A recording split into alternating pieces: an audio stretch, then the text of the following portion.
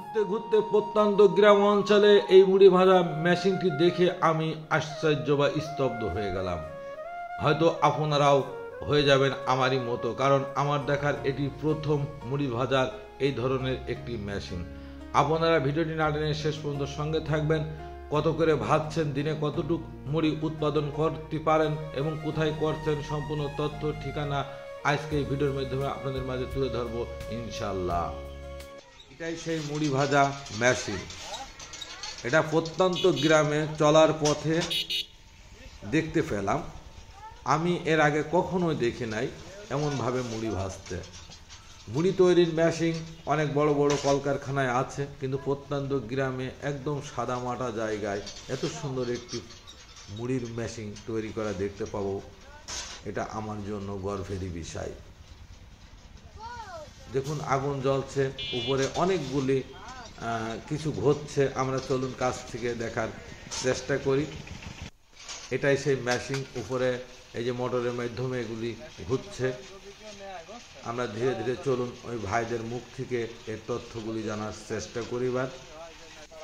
চলার পথে সুন্দর একটি মুড়ির তৈরি কারখানা দেখতে পেলাম। এইভাবে মুড়ি তৈরি করতে দেখিনি কখনো। ভাই এটা কোথায় ভাই? মাছপাড়া সরকার পাড়া। এটা কোন থানা? ইবি থানা। ইবি থানা। এটা কিসের মধ্যে জেলা? কুষ্টিয়া জেলা। ও, আপনারা এখানে প্রতিদিনই ভাজেন? প্রতিদিনই ভাজা হয়, মনে করেন যে যেদিন চাউল হয় বেশি সেদিন।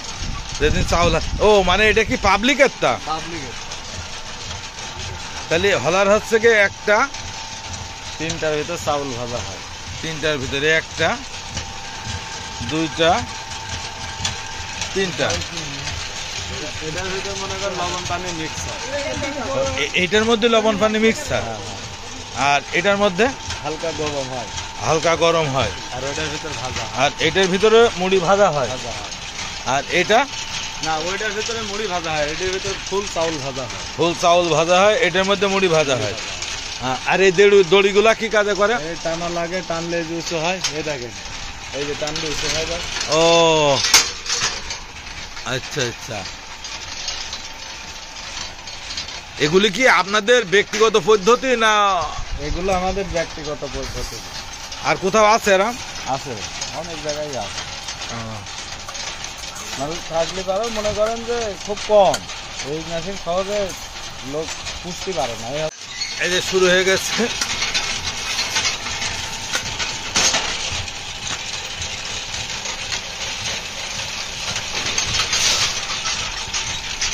আপনি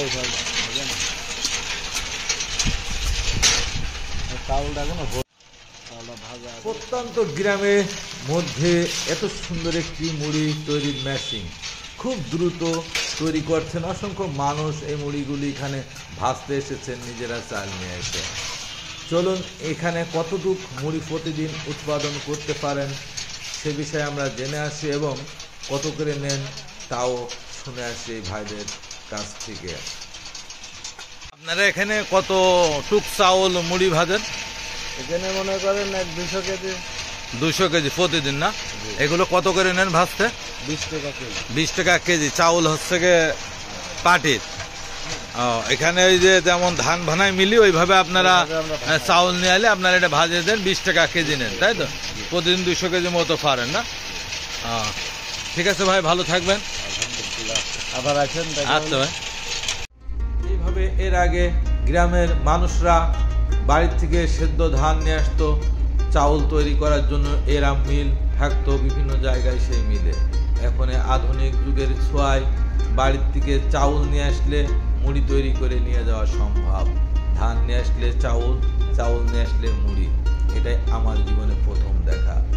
আপনারা এমন সুন্দর সুন্দর ভিডিও উপভোগ করার জন্য আমার চ্যানেলটিতে অ্যাক্টিভের সঙ্গে থাকবেন।